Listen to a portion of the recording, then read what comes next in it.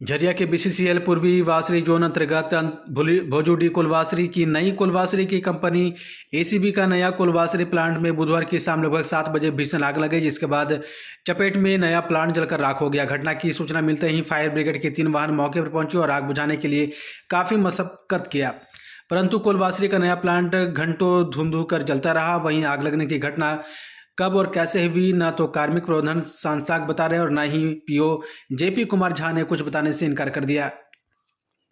बता दें कि भोजुडी कुलवासरी परिसर में नई कंपनी एसीबी की ओर से नया कुलवासरी प्लांट का निर्माण किया गया है। पिछले 3 साल से बन रही कुलवासरी प्लांट का निर्माण कार्य पूरा हो चुका है और अब तक प्लांट चालू होने वाला था, तभी यह आग की घटना हुई है।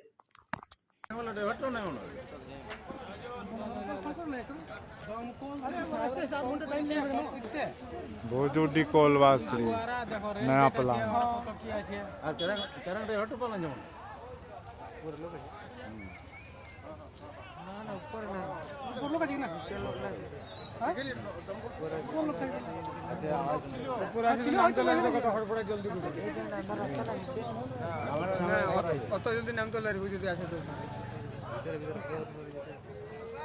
বিপদ